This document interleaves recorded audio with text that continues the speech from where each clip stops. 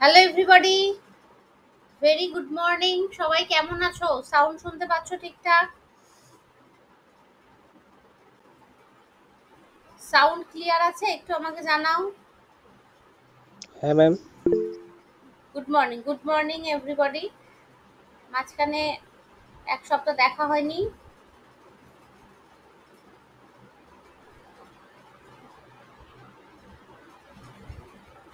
চলো, তো আমরা আগের দিন যেটা লাস্ট ক্লাস করেছিলাম, ক্লাসটা হয়তো তোমরা পাওনি কারণ স্যার অ্যাভেলেবেল নেই, বাট নোটটা তো পেয়ে গেছো আশা করি। পিডিএফটা আমরা কি করেছিলাম, ওয়ার্ল্ডের ক্লাইমেট করেছিলাম, তাই তো? আমার যতদূর মনে পড়ছে ওয়ার্ল্ড ক্লাইমেট করেছিলাম।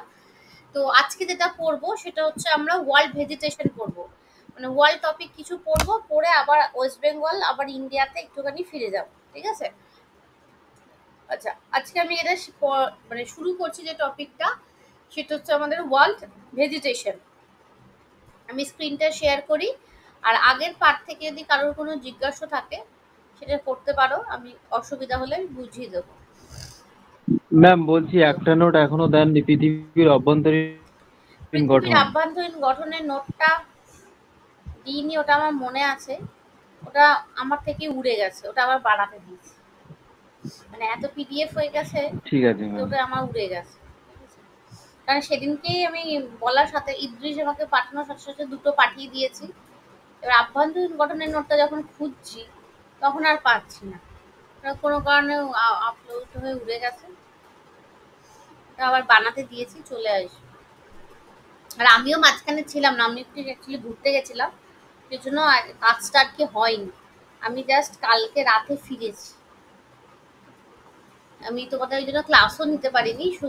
আমি শনিবার গেছিলাম, কালকে রাতে ফিরেছি, ওই জন্য কোনো কাজও হয়নি পুরো। মানে এগুলো থেকে সব ডিস্ট্রাক্ট হয়ে মাইন্ড থেকে বেরিয়ে গিয়ে একটু ঘুরে টুরে এলাম আর কি। আচ্ছা, যাই হোক। তো চলো, আজকে আমরা যেটা পড়বো সেটা হচ্ছে আমাদের পৃথিবীর স্বাভাবিক উদ্ভিদ। ভারতের স্বাভাবিক উদ্ভিদ আমরা ক্লাস করেছি, আজকে আমরা পড়বো পৃথিবীর স্বাভাবিক উদ্ভিদ। তো যেরকম ভাবে দেখো, আমরা পৃথিবীর জলবায়ুটাকে পড়েছিলাম, আমি চার্টে ভাগ করেছিলাম, ঠিক সেরকমই আমরা এখানে পৃথিবীর যে স্বাভাবিক উদ্ভিদগুলো আছে, অঞ্চলগুলো, সেগুলোকে এরকম চার্টে ভাগ করা আছে।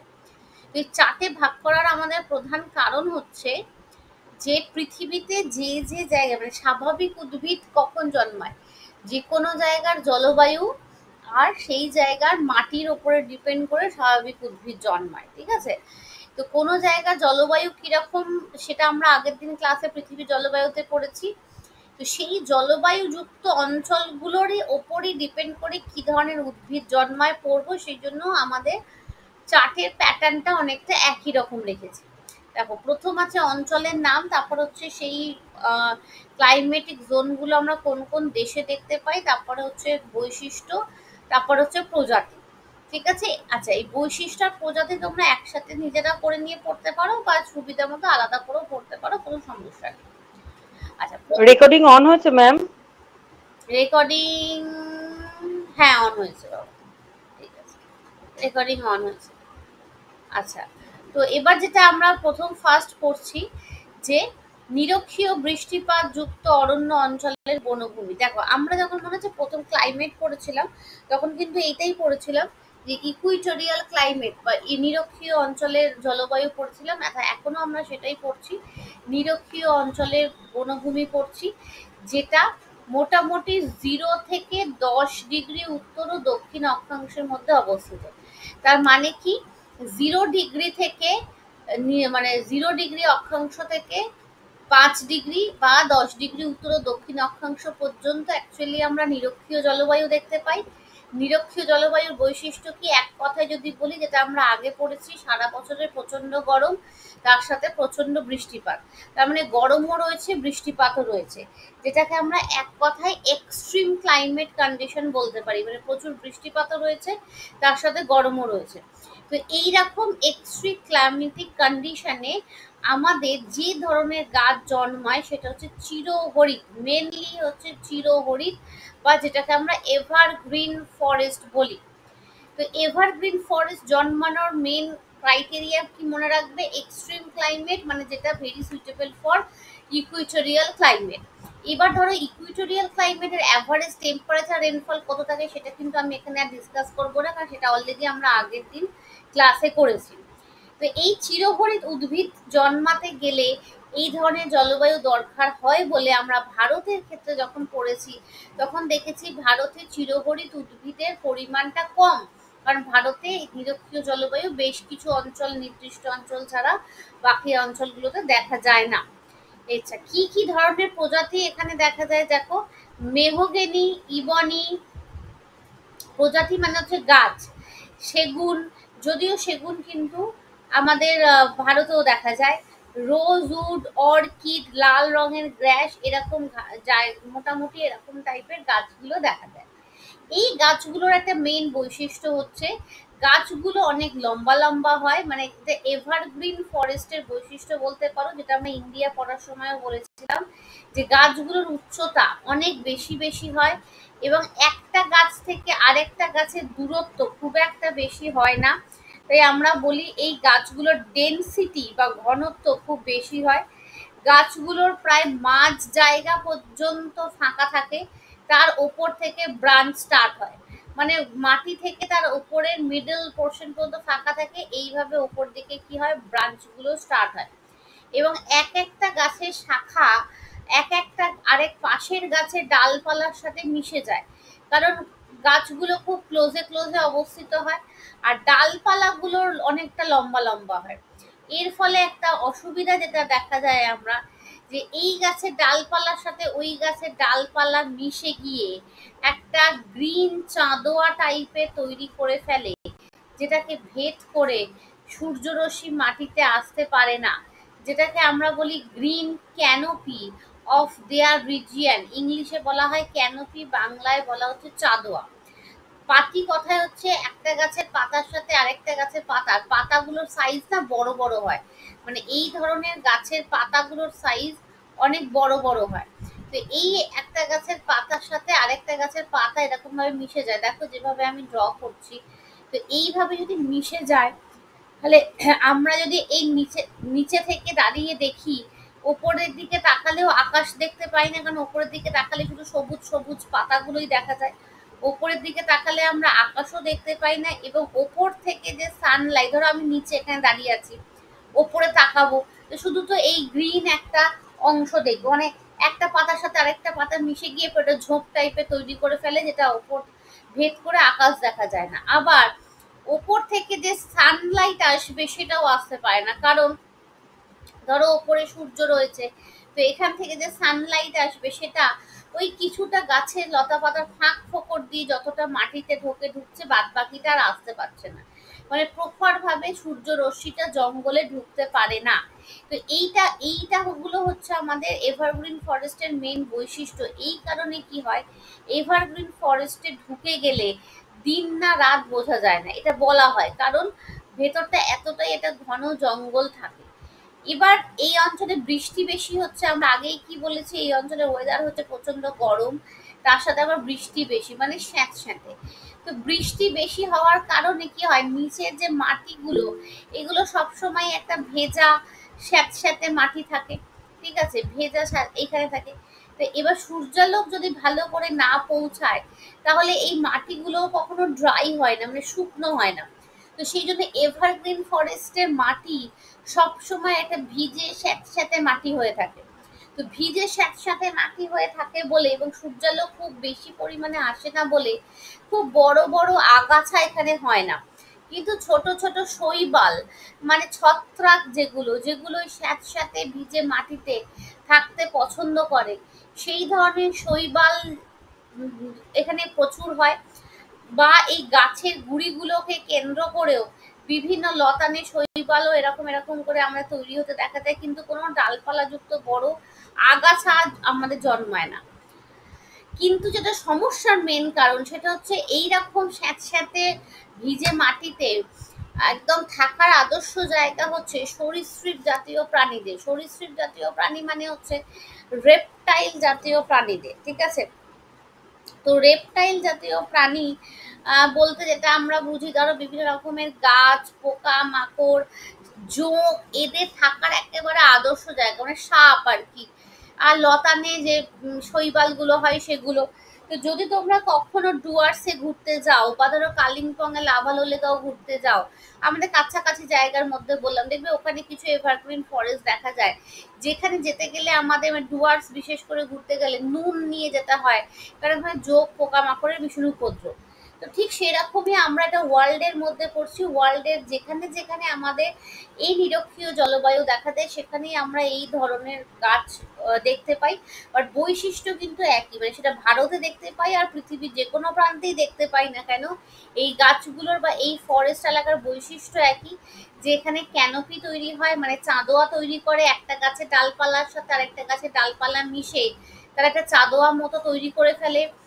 তাদের মাটিটা স্যাঁত স্যাঁতে থাকে, মাটিতে পোকামাকড় বেশি হয়, সূর্যালোক মাটিতে ঢোকে না, ডেনসিটি বেশি হয়, মানে বৈশিষ্ট্যগুলো একই। তো পৃথিবীর মধ্যে সবথেকে বেশি এই নিরক্ষীয় জলবায়ুযুক্ত অঞ্চলে আমরা সবথেকে বেশি যেটা দেখতে পাই, মানে চিরহরিত অরণ্য, সেটা হচ্ছে অ্যামাজন অববাহিকা। মানে অ্যামাজনকে আমরা পৃথিবীর সবথেকে বড় এভারগ্রিন ফরেস্ট বলে থাকি, এবং এটাকে আমরা পৃথিবীর লাংস বলি। মানে এই অববাহিকা থেকেই পৃথিবীতে সব জায়গায় অক্সিজেন সরবরাহ হয়। অ্যামাজন এখনো পুরোটা আবিষ্কার করাই পসিবল হয়নি, কারণ যেহেতু ওই অ্যামাজনের গভীর জঙ্গলে ঢুকে গেলে দিন না রাত বোঝা যায় না, আর বিভিন্ন পোকামাকড়ের একটা উপদ্রবের সমস্যা রয়েছে, ঠিক আছে।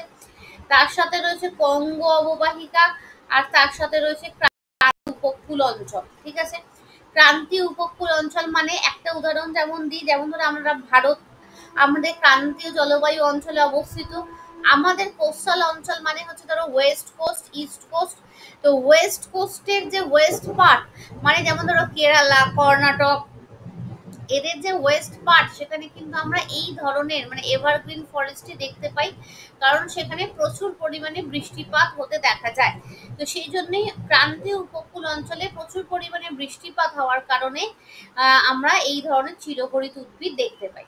তাহলে দুটো তিনটে পয়েন্ট আমরা মাথায় রাখছি। প্রথম আমরা জেনে নিচ্ছি যে কি ধরনের জলবায়ু পড়ছি। প্রথম আমরা জেনে নিচ্ছি যে এখানে যে জলবায়ুটা পড়ছি সেটা হচ্ছে আমাদের নিরক্ষীয় অঞ্চলের জলবায়ু। নিরক্ষীয় অঞ্চল মানে কি 0 থেকে 10 ডিগ্রি উত্তর, 10 ডিগ্রি দক্ষিণ অক্ষাংশের মধ্যে পড়ে, যেখানে সূর্য সারা বছর সোজাভাবে তাকিয়ে থাকে, কখনোই চোখ ঘোরায় না, তাই প্রচন্ড গরম, সারা বছর 40 ডিগ্রি থাকে, এবং 40 ডিগ্রিটার সাথে মোর দ্যান 70% হিউমিডিটি থাকে, ফলে প্রচুর বৃষ্টিপাত হয়। এই রকম ক্লাইমেটে কি ধরনের গাছ জন্মায়? চিরহরিত গাছ, যাদের বৈশিষ্ট্যগুলো বললাম এরকম হয়। পৃথিবীর মধ্যে মেনলি কোন জায়গায়? অ্যামাজন, কঙ্গো আর ক্রান্তীয় কোস্টাল রিজিয়নে আমরা দেখতে পাই। আর কি কি গাছ রয়েছে এটা কিন্তু খুব ইম্পর্টেন্ট, মানে অ্যাকচুয়ালি লোকেশন আর গাছ প্রজাতির নাম, মানে গাছগুলোর নাম, এই দুটোই কিন্তু আমাদের পরীক্ষাতে বেশি আসে ওয়ার্ল্ড ভেজিটেশন থেকে, এবং এটা সেন্ট্রালের পরীক্ষাগুলোতে কিন্তু সব থেকে বেশি আসে, কারণ সেন্ট্রালের পরীক্ষায় ওয়ার্ল্ড জিওগ্রাফি একটা খুব ইম্পর্টেন্ট সিলেবাস। ওয়ার্ল্ড জিওগ্রাফি কিন্তু আমরা ডাব্লিউবিসিএসও সেইভাবে উল্লেখিত সিলেবাস নেই, বা ধরো পিএসসি পরীক্ষাতেও ওয়ার্ল্ড থেকে মিসলেনিয়াসে ওয়ার্ল্ড থেকে আসে, ক্লার্কশিপ টার্কশিপ খুব একটা আসে না, কিন্তু সেন্ট্রালের পরীক্ষাতে কিন্তু ভীষণই আসে এই ধরনের ওয়ার্ল্ড থেকে প্রশ্ন। এটা গেল আমাদের প্রথম 1 নাম্বার। এবার চলে আসবো আমরা নাম্বার 2। নাম্বার 2 হচ্ছে দেখো আমাদের ক্রান্তীয়। ক্রান্তীয় মানে হচ্ছে যেটা, আচ্ছা কেউ কিছু বললে?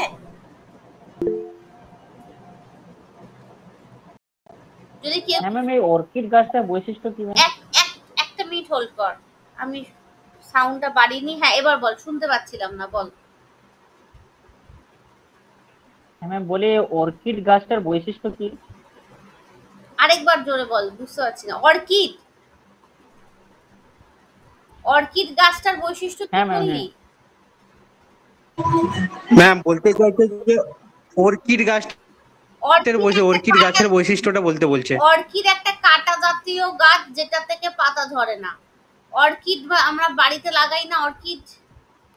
অর্কিড হচ্ছে একটা কাঁটা জাতীয় ঝোপঝাড়ের মতো গাছ, ঠিক আছে, যেটা one type of xerophyte, but xerophyte ঠিক বলতে পারি না, কারণ জেরোফাইটটা আমাদের ডেজার্টে হয়। ডেজার্টে যেরকম কাঁটা জাতীয় গাছ হয়, ওই রকমই একটা কাঁটা জাতীয় ঘাস হচ্ছে অর্কিড, যেটা আমাদের এভারগ্রিন ফরেস্টে আমরা দেখতে পাই, যাদের পাতাগুলো ঝরে না, ঠিক আছে। আচ্ছা, এবার চলে আসি ক্রান্তীয় মৌসুমী জলবায়ু অঞ্চলের বনভূমি। ম্যাম অর্কিডটাকে কালিম্পং ওই সাইডে বেশি দেখা যায়? হ্যাঁ, কার্শিয়াং এ প্রচুর দেখা যায়, কালিম্পং এ প্রচুর দেখা যায়, এবং ওগুলো আমরা ইনডোর প্ল্যান্ট হিসেবে বাড়িতে অনেক সময় সুন্দর সুন্দর দেখতে হলে লাগাই। সাদা অর্কিড দেখা যায় ওখানে। হ্যাঁ, হোয়াইট অর্কিড সিটি তো বলি সেই জন্য। কালিম্পংও দেখা যায়, কালিম্পং এ লাভা লোলেগাঁও ঋষভ বলে যে জায়গাটা আছে সেখানে গেলেও প্রচুর অর্কিড গাছ দেখতে পাবে, ঠিক আছে, এবং ওই এভারগ্রিন ফরেস্টের মধ্যেই দেখতে পাবে, মানে কাছাকাছি জায়গার মধ্যে। এছাড়া তুমি সিমলা টিমলা যদি ঘুরতে যাও সেখানেও দেখতে পাবে, মানে সেটা অন্য স্টেট হয়ে গেল, বাট পশ্চিমবঙ্গের মধ্যেও আমাদের কার্শিয়াং কালিম্পং গেলে দেখা যায়। আচ্ছা, এবার চলে আসি আমরা। এর কি কোনো ওষুধ গুণ আছে? হ্যাঁ, আরেকটু বলো। ম্যাম এর কি কোনো ঔষধি গুণ না, আছে এর মধ্যে? ঔষধি গুণ সেইভাবে নেই। এইটার গুণ হচ্ছে অর্কিডের ইনডোর প্ল্যান্ট যেগুলো, মানে যেগুলো এভারগ্রিন ফরেস্টের অর্কিড হয়, তাদের একটা গুণ হচ্ছে মেডিসিন ভ্যালু নেই, কিন্তু তারা অন্যান্য গাছের থেকে দ্বিগুণ পরিমাণ অক্সিজেন সাপ্লাই করতে পারে, সেই জন্য ওগুলোকে ইনডোর প্ল্যান্ট হিসাবে বেশি ব্যবহার করা হয়। মানে নর্মাল ধরো তুমি বাড়িতে জবা গাছ লাগিয়েছো টবে, সেই জবা গাছ কিন্তু তার তার ক্ষমতা মতো অক্সিজেন সাপ্লাই করবে, আবার কার্বন ডাই অক্সাইড নিয়ে নেবে, এটা নর্মাল যেমন সব গাছ করে। কিন্তু এই অর্কিড গুলো কি করে, অন্যান্য গাছ যতটা পরিমাণে অক্সিজেন পরিবেশে দেবে তার থেকে ডাবল পরিমাণে পরিবেশে দেবে, সেই জন্য এগুলো ইনডোর প্ল্যান্ট হিসেবে ইউজ করা হয় বাড়িতে অক্সিজেন সাফিসিয়েন্ট রাখার জন্য।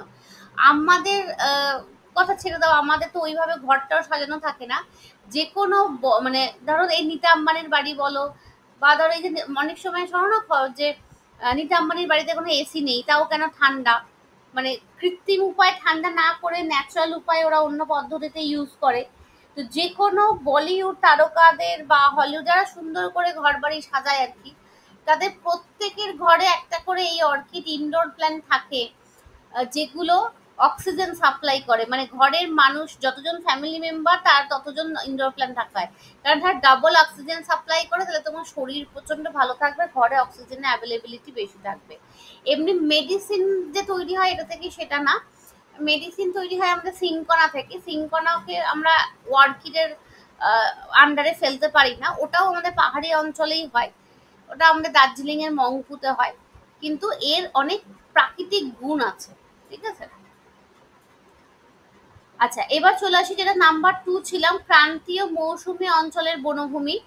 তো ক্রান্তীয় মৌসুমী অঞ্চল মানে বুঝতেই পারছো ভারতে যে ধরনের জলবায়ু আমরা দেখতে পাই, সেটা কত 10 ডিগ্রি থেকে 30 ডিগ্রি উত্তর ও দক্ষিণ অক্ষাংশের মধ্যে অ্যাকচুয়ালি ক্রান্তীয় অঞ্চলটা পড়ে, মানে ট্রপিক্যাল জোনটা পড়ে, ঠিক আছে। 10 ডিগ্রি থেকে 30 ডিগ্রি উত্তর ও দক্ষিণ অক্ষাংশের মধ্যে এই ট্রপিক্যাল জোনটা পড়ে।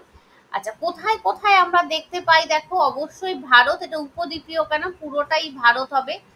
ইস্টার্ন ব্রাজিল, দক্ষিণ মায়ানমার, তার মানে আমাদের ভারতের সাথে যেটা মায়ানমারের কানেকশন, দক্ষিণ পূর্ব এশিয়ার বিভিন্ন দেশ এবং উত্তর অস্ট্রেলিয়া, এখানে আমরা দেখতে পাই। এক কথায় বলবো, যখন আমরা ট্রপিক্যাল ক্লাইমেট পড়েছিলাম, শুধু দেখুন তখন যদি মনে রাখো লোকেশনগুলো বেশি সুবিধা, যে দেখে নেবে কর্কট ক্রান্তি রেখা কোন দেশগুলোর ওপর দিয়ে ক্রস করেছে। এবার 10 ডিগ্রি থেকে ওই 30 ডিগ্রি, কর্কট ক্রান্তি রেখা 23.5 ডিগ্রি উত্তর, আর মকর ক্রান্তি রেখা 23.5 ডিগ্রি দক্ষিণ। তো এই দুটো রেখা মোটামুটি যে যে দেশ দিয়ে ক্রস করেছে ওই পুরো অঞ্চলটাই হচ্ছে ক্রান্তি অঞ্চল। সেই সমস্ত দেশে আমরা এই ধরনের জলবায়ুও দেখতে পাই, মানে মৌসুমী জলবায়ুও দেখতে পাই। যেখানেই আমরা মৌসুমী জলবায়ু দেখতে পাই সেখানেই আমরা পর্ণমোচী উদ্ভিদ দেখতে পাবো। যেমন নিরক্ষীয় জলবায়ু অঞ্চলে আমরা এভারগ্রিন ফরেস্ট দেখতে পাবো, ঠিক সেই রকম ক্রান্তীয় অঞ্চলে আমরা পর্ণমোচী উদ্ভিদ দেখতে পাবো, ঠিক আছে। পর্ণমোচী মানে পাতা যেগুলো ঝরে যায়, মানে যেগুলো আমরা আশেপাশে তাকালেই যে গাছ দেখতে পাই পাতা ঝরে যায়, যেমন তার মধ্যে শাল, সেগুন। সেগুন কিন্তু আমাদের অ্যাকচুয়ালি মানে এভারগ্রিন, মানে আগে আমরা এভারগ্রিনের টিক পড়েছি, ওটাতে আমাদের সেগুন বলে। সেগুন আমাদের খুব একটা পাতা ঝরে, কিছু কিছু ঝরে, বাট ওটা এভারগ্রিনের মধ্যে ফেলে, তো এখানে আমরা না দিতে পারি। চন্দন মানে স্যান্ডেলউড, ব্যাম্বু, জারুল, পলাশ, এগুলো আমরা বলতে পারি। মেহগিনিরও কিন্তু পাতা ঝরে বা ছাল বাকল ঝরে, কিন্তু ওগুলোকে আমরা এভারগ্রিনের মধ্যে ফেলেছি, ঠিক আছে। আচ্ছা, এই পাতা ঝরার মধ্যে যেমন নিমও দিতে পারে, মানে আশেপাশে যা গাছ দেখতে পাও পাতা ঝরে যায় সবই এভারগ্রিন, সবই ডেসিডুয়াস বা পর্ণমোচী।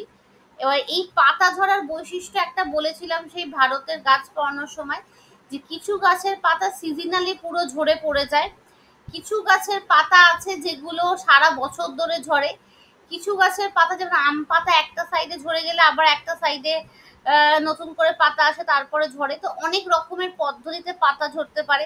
নারকেল গাছ, তাল গাছ যেমন দেখবে পুরো ছাল বাকল পাতা শুধু সারা বছরে বিভিন্ন সময় ঝরে যাচ্ছে। তো ব্যাপারটা এরকম নয় যে সমস্ত গাছের পাতা শুধু শীতকালেই ঝরবে সেটাকেই আমরা ডেসিডুয়াস বা পর্ণমোচী বলবো।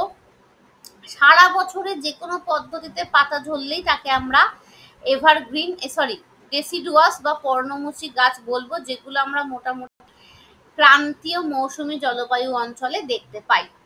আচ্ছা, আর এদের বৈশিষ্ট্য তোমরা মোটামুটি নিজেরাই দেখো যে পাতাগুলো ছোট ছোট হয়, গাছের হাইট কোনোটা লম্বা, কোনোটা বেটে, কোনোটা মাঝারি, কোনো ফিক্সড হাইট নেই। গাছগুলো ডেন্সিটি মানে ঘনত্ব মাঝারি হয়, আর মাটি থেকে খুব একটা বেশি দূর ফাঁকা থাকে না গুড়ি। যেমন যদি জবা গাছ দেখো মাটি থেকে একটুখানি ওপরে উঠেই একবারে ঝোপ টাইপের তৈরি করে ফেলে, সেই জন্য ওগুলোকে আমরা গুল্ম বা বুশ জাতীয় গাছও বলে থাকি, যেগুলো সচরাচর আমরা চোখে দেখি। এবার চলে আসবো আমরা নেক্সট ট্রপিক্যাল। ম্যাম বর্ষা বলয় দেখা যায় কি এদের মধ্যে? কোনটা ম্যাম বলি বর্ষা বলয় দেখা যায়? বর্ষা বলয় কি বলছো গো? ও বলছে বর্ষ হ্যাঁ বলয়, ম্যাম, বর্ষ বলয়, যেমন নারকেল গাছ খেজুর গাছে দেখা যায় সেইটাই বলছে। হ্যাঁ হ্যাঁ হ্যাঁ, ওটা দেখা যেতেই পারে, ওগুলো আবার ঝরে পড়েও যায়, তাল গাছেও তো দেখা যেতে পারে, ঠিক আছে, ওগুলো আবার ঝরে পড়েও যায়। বর্ষা বলয়তে কি ম্যাম? আরে যে ওই যে বাকল শুদ্ধ দেখা যায় না, মানে এক একটা খাঁজ খাঁজ হয়, বর্ষ বলয় বলে, মানে কত বছর বাড়ছে তারা সুপুরি গাছেও থাকে, খাঁজ খাঁজ খাঁজ খাঁজ মতো থাকে, যত বড় হয় লম্বা হয় তত গুড়ির মধ্যে ওই খাঁজ খাঁজ গুলো বাড়তে থাকে।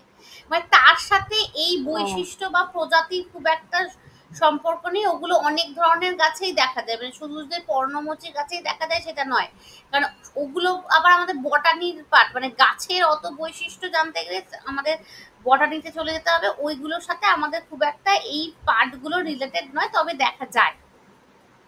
আচ্ছা, এবার চলে আসি আমরা ক্রান্তীয় তৃণভূমি বা সাভানা।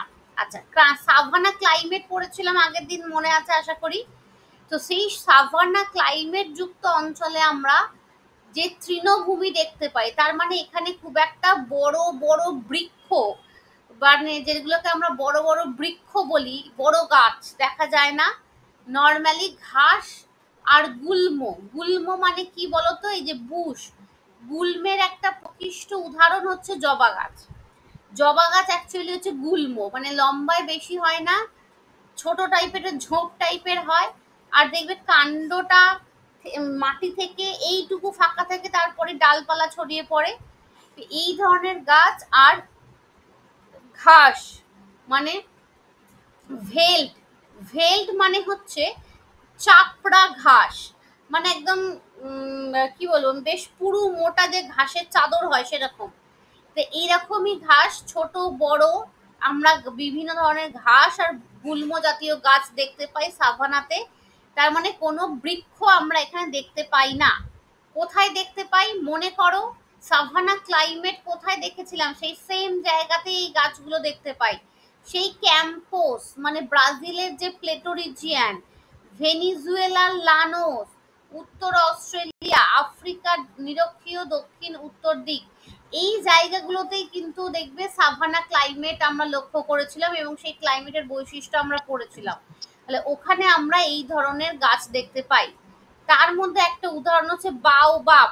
আচ্ছা, বাওবাব গাছ তোমরা হয়তো দেখেছো, চাঁদের পাহাড়ি তো ছিল না, সেই দেবের একটা সিনেমা হলো না প্রথম, যেখানে সেই বুনিফটা দেখিয়েছিল, বুনিফ সাউথ আফ্রিকায় গিয়ে শুটিং করেছিল, চাঁদের পাহাড়ি মনে হয়। ওই সিনেমাটায় দেখবে যে জঙ্গলটা দেখিয়েছিল বা সেই দেব একটা গাছের তলাতে বসেছিল, পেছন থেকে না ওপর থেকে সেই একটা সাপ ঝুলে পড়ছিল, ওই ওই যে নিচু নিচু গাছগুলো, মানে গুড়িগুলো খুব মোটা মোটা হয়, কিন্তু কিন্তু হাইট খুব বেশি হয় না, একটা ঝোপ টাইপের হয়, মানে একটা কাঠ, বাউবাব কাঠ দিয়ে কিন্তু অনেক রকমের কাজ হয়। এগুলো হচ্ছে বাউবাব গাছ, যেটা সাউথ আফ্রিকায় প্রচুর দেখা যায়। যদি না দেখে থাকো ওই সিনটা দেখার জন্য, মানে গাছটা দেখার জন্য সিনটা একটু বা একটুখানি বাউবাব গাছটা সাউথ আফ্রিকা গুগলে সার্চ করে দেখো, দেখা যাবে। মানে আমাদের যে উপন্যাসটা লেখা আছে চাঁদের পাহাড়ে, ওটাই বাউবাব গাছকে কেন্দ্র করেই ওর জঙ্গলেই লেখা আছে। ওই যে মাসাই মারা উপজাতি যে ফরেস্টে থাকে সাউথ আফ্রিকার, ওটা পুরোটাই বাউবাব গাছের জঙ্গল। মানে ওটা কিন্তু ভালো মোটা কাঠ, কিন্তু খুব লম্বা হয় না, ঝোপ টাইপের হয়। অ্যাকাসিয়া আমাদের ভারতেও হয়। অ্যাকাসিয়া অ্যাকচুয়ালি একটা ঘাস, কিন্তু কাঁটা জাতীয় ঘাস, কাঁটা কাঁটা থাকে। এটা আমাদের ভারতেও কিছু কিছু জায়গায় হয়। অস্ট্রেলিয়ান মালি, এটাও এক ধরনের ঘাস। মুলগা, এটাও এক ধরনের ঘাস। এইগুলো হচ্ছে বিভিন্ন ধরনের প্রজাতির ঘাস, যেমন ধরো বাঁশও কিন্তু এক ধরনের প্রজাতির ঘাস। তো এগুলো এরকম বিভিন্ন প্রজাতির ঘাস, যেগুলো আমরা সাভানাতে দেখতে পাই। আচ্ছা, সাভানা কিন্তু পরীক্ষাতে খুব আসে, মানে সাভানা তৃণভূমি অঞ্চলের লোকেশন কোথায়, কোন কোন দেশের মধ্যে পড়ে, আর কি কি গাছ দেখতে পাই, খুব কিন্তু পরীক্ষাতে আসে। যেমন ইকুয়েটর খুব আসে, যেগুলো আমি স্টার মার্ক করে দিচ্ছি, এগুলো অলরেডি প্রিভিয়াস ইয়ারে অনেকবার এসেছে বা আসে। ইকুয়েটর ভীষণ আসে, মানে ইকুইটোরিয়াল রেন ফরেস্ট কোথায় দেখতে পাই, কি ধরনের গাছ দেখতে পাই, গাছগুলোর নাম বলো, পরীক্ষাতে খুবই আসে। ঠিক আছে, ক্রান্তীয় আসে, ক্রান্তীয় কম আসে, সাভানা বেশি আসে। আচ্ছা, এরপরে যেটা পড়াবো সেটা সব থেকে বেশি আসে, সেটা হচ্ছে নাতিশীতোষ্ণ তৃণভূমি, বা যেটাকে আমরা বলি স্টেপ। এটা ভীষণ পরীক্ষাতে আসে। স্টেপ, এটাও আমরা কিন্তু জলবায়ু পড়েছি, স্টেপ ক্লাইমেট। কিন্তু এটার একটা বৈশিষ্ট্য হচ্ছে নির্দিষ্ট কোনো অক্ষাংশগত অঞ্চলে নয়, বিভিন্ন রাজ্যে বা বিভিন্ন দেশে ছড়িয়ে ছিটিয়ে কিছু তৃণভূমি দেখা যায়, যেগুলোকে একত্রিত করে আমরা স্টেপ গ্রাসল্যান্ড বলি। বাট বিভিন্ন দেশে বিভিন্ন রকমের নাম রয়েছে। যেমন ধরো উত্তর আমেরিকায় আমরা একে বলছি প্রেইরি। এটা যে কতবার পরীক্ষাতে এসেছে, যে প্রেইরি গ্রাসল্যান্ড কোথায় দেখা যায়, শুধু লোকেশনই বেশি পরীক্ষাতে আসে। ইউরেশিয়াতে বলছি স্টেপ, হাঙ্গেরিতে বলছি পুস্তাচ, মাঞ্চুরিয়া, আর্জেন্টিনা, উরুগুয়েতে বলছি পম্পাস, সাউথ আফ্রিকায় বলছি ভেল্ড, অস্ট্রেলিয়ায় বলছি ডাউন। মোস্ট ইম্পর্টেন্ট পার্ট, এই প্রত্যেকটা নাম দিয়ে ভীষণ পরীক্ষায় আসে। ধরো প্রেইরি গ্রাসল্যান্ড কোথায় দেখা যায়, মাঞ্চুরিয়া পম্পাস গ্রাসল্যান্ড কোথায়, কোন দেশে দেখা যায়, ভেল্ড কোথায় দেখা যায়, ডাউনস কোথায় দেখা যায়। বিশেষ করে এনটিপিসি, সিএইচএসএল, সিজিএল এ ভীষণ এই প্রশ্নগুলো আসে। আর মিসলেনিয়াসে তো অবশ্যই আসে, কারণ মিসলেনিয়াসে ওয়ার্ল্ড থেকে বেশি প্রশ্ন আসে মেন্সে। গ্রাসল্যান্ড মানে বুঝতেই পারছো, এটা হচ্ছে তৃণভূমি দেখা যাবে, তার মানে এখানে বড় ছোট তৃণভূমি দেখা যায়। দেখো, প্রেইরিতে লম্বা লম্বা গ্রাস, লম্বা লম্বা গ্রাস মানে কোনগুলো জানো, এলিফ্যান্ট গ্রাস বলা হয়। মানে ঘাসগুলো এতটাই বড় হয় যে হাতির মতো উঁচু প্রাণী হেঁটে গেলেও দেখা যায় না, ঢেকে যায়, তাই তাকে এলিফ্যান্ট গ্রাস বলা হয়, বা লম্বা লম্বা ঘাস। আর স্টেপ অঞ্চলে ছোট ছোট ঘাস দেখা যায়। ঠিক আছে, তাহলে এখান থেকে মোস্ট ইম্পর্টেন্ট বিভিন্ন কান্ট্রিতে যে দেখা যাচ্ছে তাদের নাম, এই সবকটা কান্ট্রিতেই আমরা নাতিশীতোষ্ণ জলবায়ু দেখতে পাই। তাই এক কথায় এটাকে নাতিশীতোষ্ণ তৃণভূমি বলছি, কিন্তু প্রত্যেকটা কান্ট্রিতে তাকে আলাদা আলাদা নামে আমরা ডাকছি। সেই নামগুলো আমাদের কাছে মোস্ট ইম্পর্টেন্ট। আচ্ছা, এরপরে চলে আসি ডেজার্ট অঞ্চলের বৃক্ষ। এটা তো সব থেকে সোজা, কারণ ডেজার্টের বৃক্ষ মানেই হচ্ছে জেরোফাইট ভেজিটেশন বা ক্যাকটাস, মানে যাদের বিশাল বড় বড় রুটস গুলো হয়, মাটির অনেক গভীর পর্যন্ত পৌঁছাতে পারে, পাতাগুলো কাঁটায় পরিণত হয়, ঝোপঝাড় টাইপের থাকে, মানে নর্মাল ক্যাকটাস, বিচ্ছিরি টাইপের যে ক্যাকটাস গুলো দেখতে হয় ভালো টাইপের না, কিন্তু মানে অর্কিড কিন্তু ছোট ছোট কাঁটাযুক্ত এভারগ্রিন ফরেস্ট হয়, যেগুলো দেখতে সুন্দর হয়। আর জেরোফাইট মানে সেই ক্যাকটাস, ফণিমনসা, বাবলা, খেজুর এরকম ধরনের যে কাঁটা জাতীয় গাছ, সেগুলো হয় আমাদের মরুভূমিতে। দেখো এখানে লেখাই আছে যে ক্যাকটাস, কাঁটাযুক্ত গাছ, খেজুর, অ্যাকাসিয়া। এই অ্যাকাসিয়া হচ্ছে একটা কাঁটাযুক্ত ঘাস, যেটা আমরা সাভানা অঞ্চলেও দেখতে পাই, আবার আমরা মরুভূমিতেও দেখতে পাই। ইভেন আমাদের দেশের মরুভূমিতেও এই অ্যাকাসিয়া ঘাস দেখা যায়। ঠিক আছে, লোকেশন তো মনে আলাদা করে পড়ার দরকার নেই, যত মরুভূমির নাম মনে পড়বে সেই মরুভূমির নাম লিখে দিলেই হবে। ঠিক আছে, আচ্ছা নেক্সট হচ্ছে ভূমধ্য সাগরীয় অরণ্য। ভূমধ্য সাগরীয় অরণ্য মানে মেডিটেরিয়ান ক্লাইমেট রিজিয়নে যে গাছ দেখতে পাই। মেডিটেরিয়ান ক্লাইমেট আমরা পড়েছি, এবং তার একটা বৈশিষ্ট্য ছিল, বলেছিলাম মনে আছে, যে আমাদের ক্রান্তীয় জলবায়ু, মানে আমাদের দেশে যে জলবায়ু দেখা যায় ঠিক তার অপোজিট বৈশিষ্ট্য আমরা ওখানে দেখতে পাই। তো সেই রকম জলবায়ুতে আমরা মেনলি চিরহরিৎ এবং চিরহরিৎ পাইন জাতীয়, বা আরেকটা ভাষা বলতে পারো সরল বর্গীয়, এভারগ্রিন এবং পাইন জাতীয় বা সরল বর্গীয় উদ্ভিদ মেনলি দেখা যায় মেডিটেরিয়ান ক্লাইমেটে বা মেডিটেরিয়ান অরণ্য অঞ্চলে। এবার অরণ্য অঞ্চলটা ডিপেন্ড করে ক্লাইমেটের ওপরে, তাই ক্লাইমেটটার সাথে রিলেট করে পড়লে বেশি মনে থাকবে। কিরকম গাছ দেখো, কর্ক। কর্ক গাছ তোমরা দেখেছো কিনা জানি না, কিন্তু দেখবে হোমিওপ্যাথিক শিশির একটা ঢাকা হয় না, এখন তো প্লাস্টিকের হয়ে গেছে, আগে ম্যাক্সিমামই ছিল কিরকম বলবো, একটা কাঠের মতো দেখতে হয়, একটা ব্লক টাইপের হ্যাঁ ম্যাম, হ্যাঁ, ওইটা হচ্ছে কর্ক। ব্লক টাইপের খুব সফট, খুব ওটা চেপে ঢোকানো right, থাকে। ওটা হচ্ছে ওই কর্ক গাছের থেকে তৈরি করা হয়, মানে ওই কাঠে, ওই কাঠটা থেকে তৈরি করা হয়। ঠিক আছে, ইউক্যালিপটাস গাছ তোমরা প্রত্যেকেই দেখেছো, আমাদের এখনো আছে, হয়তো চেনো না। ইউক্যালিপটাস গাছের অর্থনৈতিক গুরুত্ব প্রচুর। ইউক্যালিপটাস গাছের কাজ হচ্ছে, ধরো তোমার বাড়িতে গ্রাউন্ড ওয়াটার কমে গেছে, তুমি ইউক্যালিপটাস গাছ লাগিয়ে দাও, তোমার আশেপাশের সমস্ত অঞ্চল থেকে গ্রাউন্ড ওয়াটার টেনে এনে তোমার বাড়ির নিচে জমা করে দেবে। তো সেই জন্য ইউক্যালিপটাস গাছের গুরুত্ব মারাত্মক। তাই ইউক্যালিপটাস গাছকে বিভিন্ন জায়গাতে রোপণ করা হয় যেখানে গ্রাউন্ড ওয়াটার কমে যায়। এবং চা বাগানে প্রচুর জল লাগে বলে চা বাগানের রোতে নির্দিষ্ট ডিস্টেন্স মেনটেন করে ইউক্যালিপটাস গাছ লাগানো বাধ্যতামূলক।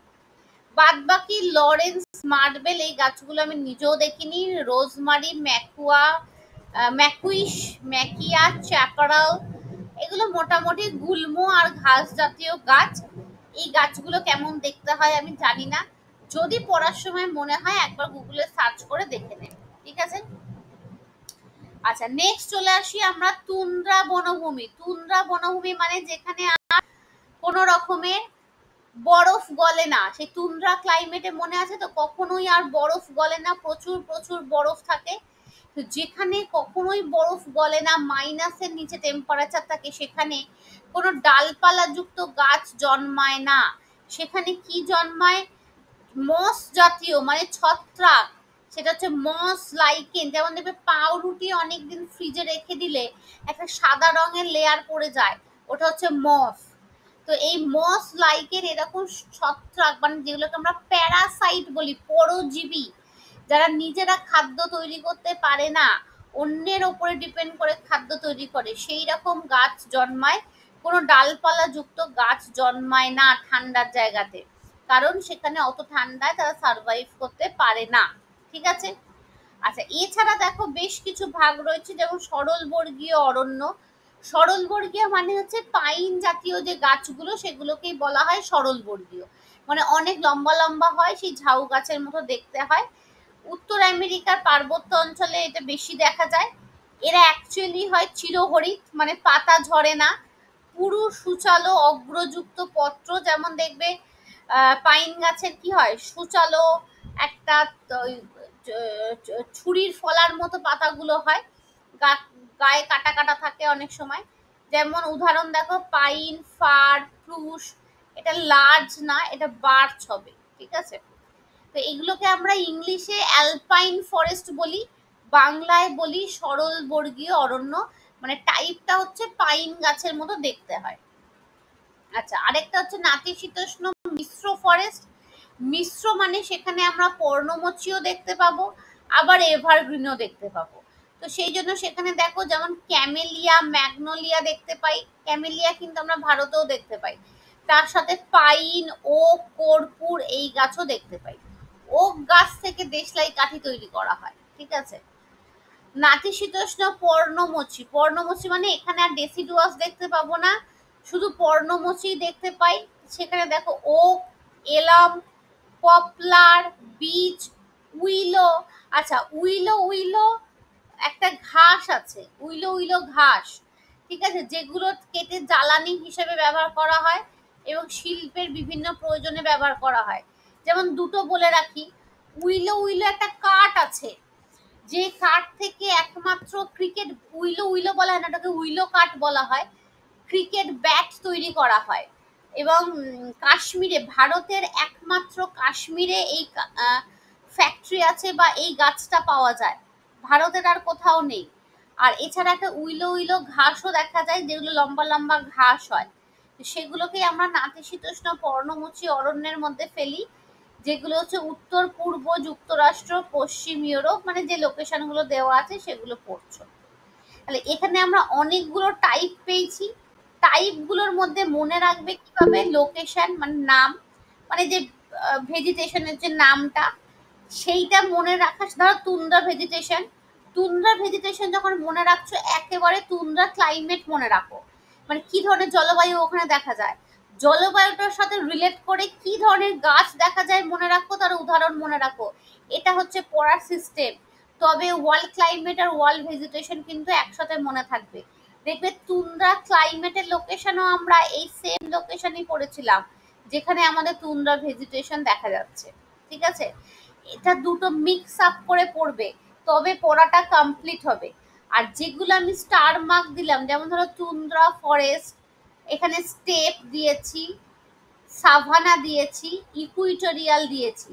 এটা কেন দিলাম, মোটামুটি প্রিভিয়াস ইয়ারে এগুলো থেকে সব থেকে বেশি প্রশ্ন আসে। প্রশ্ন দুটোটাই বেশি আসে, একটা লোকেশন আর একটা হচ্ছে যে কোনো একটা গাছের নাম দিয়ে সেই গাছটা কি ধরনের জলবায়ু বা কি ধরনের অঞ্চলে দেখা যায়, মানে নিরক্ষীয় জলবায়ু অঞ্চল না ক্রান্তীয় অঞ্চল এরকম দেখা যায়, অথবা এই ডাইরেক্ট দেশের কান্ট্রি লোকেশন গুলো দিয়ে দেয়। তবে সব থেকে বেশি এসেছে এদের মধ্যে বলবো, ফ্রিকুয়েন্টলি বেশি প্রশ্ন এসেছে এই স্টেপ থেকে, মানে স্টেপ থেকে যে কোনো পরীক্ষাতে এই নামগুলো দিয়ে সব থেকে বেশি, যেমন প্রেইরি আর পম্পাস প্রচুর পরীক্ষাতে আসে, ঠিক আছে। তো এই গেল টোটাল আমাদের ওয়ার্ল্ড ভেজিটেশন। আমি কিন্তু ছোট্ট করে পুরোটা কভার করেছি, মানে খুব ডিটেলসে পড়াইনি, আবার কোনো ইনফরমেশন কিন্তু বাদ দিইনি, তোমাদের পরীক্ষার জন্য দ্যাটস এনাফ, ঠিক আছে। বাট একটা কথাই বারবার বলছি, ওয়ার্ল্ড ক্লাইমেট আগের দিন করিয়েছি, ক্লাইমেট আর ভেজিটেশন একসাথে রিলেট করে পড়বে, পড়তে সুবিধা হবে। যদি পড়তে গিয়ে কোনো অসুবিধা হয় সেটা আমাকে বলতে পারো, কিভাবে রিলেট করে পড়লে আরো বেশি সুবিধা হবে সেটা আমি গাইড করে দিতে পারি, ঠিক আছে। আচ্ছা, ওয়ার্ল্ড ভেজিটেশন কিন্তু আমাদের কমপ্লিট, তাহলে ওয়ার্ল্ডের আমরা দুটো টপিক কমপ্লিট করে ফেললাম, ওয়ার্ল্ড ক্লাইমেট, ওয়ার্ল্ড ভেজিটেশন। এবার নেক্সট ক্লাসে, মানে নেক্সট ক্লাস তোমাদের থাকছে নেক্সট ফ্রাইডে। নেক্সট ফ্রাইডে আমি আবার কিছু ফিজিক্যাল টপিক পড়াবো, যেগুলো আমাদের ক্লার্কশিপের স্ট্যাটিক জিকে হিসাবে আসার চান্স, ক্লার্কশিপ মিসলেনিয়াসে। কারণ ফিজিক্যালে তোমাদের আমি দেখে নেবো তোমরা পাঠিয়েছিলে কি কি হয়েছে। বাকি যেমন ওই ইন্টেরিয়র অফ আর্টসটা পড়ালাম, মনে হয় ভূমিকম্পটা, আবহ বিকার এগুলো বাকি আছে। তো এগুলো একটু পড়াবো, পরে আবার ইন্ডিয়া পড়াবো, ঠিক আছে। একটু ঘুরিয়ে ফিরিয়ে সিকুয়েন্স অনুযায়ী যেগুলো আমরা আপকামিং পরীক্ষার জন্য দরকার সেই টপিকগুলো আগে পড়াবো, আবার তার সাথে একটু ওয়েস্ট বেঙ্গলও ধরবো। তো মোটামুটি নেক্সট ফ্রাইডে যেটা করাবো সেটা ফিজিক্যাল পার্ট করাবো, ওকে। আচ্ছা বলো, কারোর কোনো সুবিধা অসুবিধা, কোনো জিজ্ঞাসা আছে বলো।